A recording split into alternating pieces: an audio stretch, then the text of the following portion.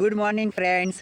સવારના 7 વાગી ગયા છે અને અમે સવારમાં મેદાનમાં આવી ચૂક્યા છીએ અને હેપી રક્ષાબંધન. બોલો હેપી રક્ષાબંધન. હેપી રક્ષાબંધન.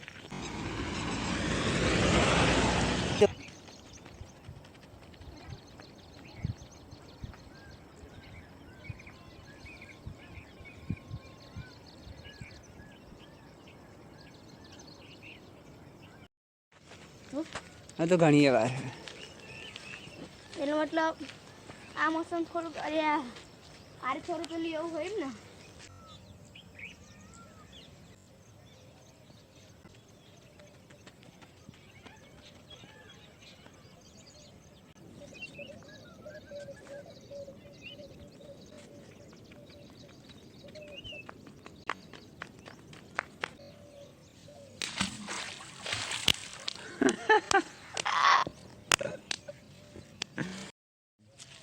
તો મિત્રો અમે અત્યારે હાલ કરણનગર પાસે આવી ગયા છીએ અને થાક લાગ્યો છે, પરસેવો વળી ગયો છે.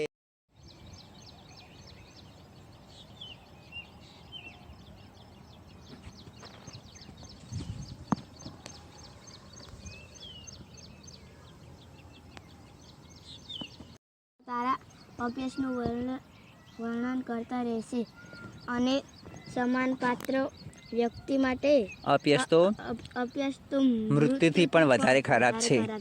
અર્થ શું કહેવાય એનો? હવે અર્જુનના મિત્ર તરીકે તથા તત્વચિંતક તરીકે ભગવાન કૃષ્ણ અર્જુનને યુદ્ધ કરવાની ના પાડી તે અંગે પોતાનો અંતિમ નિર્ણય આપે છે. સમજણ પામ્યાનું ઉદાહરણ સ્વયં ગીતામાં જ છે.